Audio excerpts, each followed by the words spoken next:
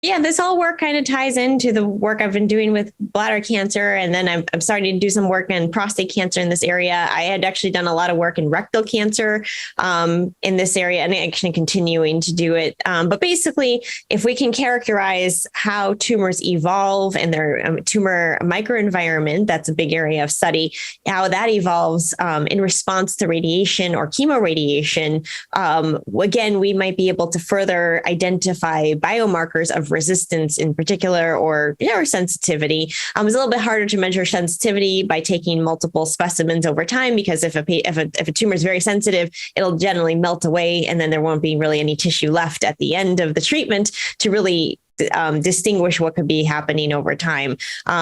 So it's really a great way to look at the evolution of mutations and clonal evolution over time in patients that happen, or in tumors that happen to be resistant to radiation or chemoradiation. And it really is just trying to, again, look at the evolution over time. And I think there's a couple different ways that we can look at it. We can use whole exome sequencing. We can use RNA sequencing. One new technique or method that I'm evaluating is looking at peripheral immune evolution over time in response to radiation, because we do know that the immune system plays such an important role for cancer, cancer treatments and cancer treatment outcomes, particularly when combining with radiation.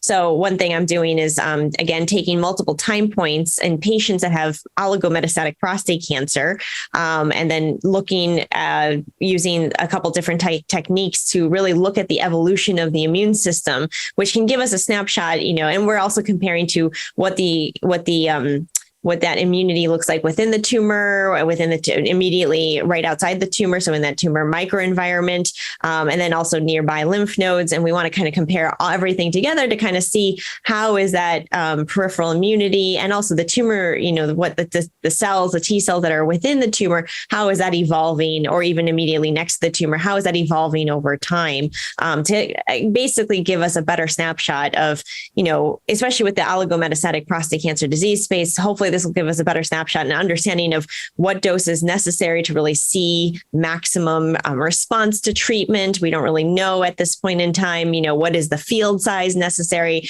There's a lot of suggestion that if we treat the lymph nodes, we might be actually wiping out the immune system, and that's not a good thing. And perhaps if we just focus on just the tumor, but it's not well studied at this point. And so basically I'm trying to use different computational approaches to further understand this.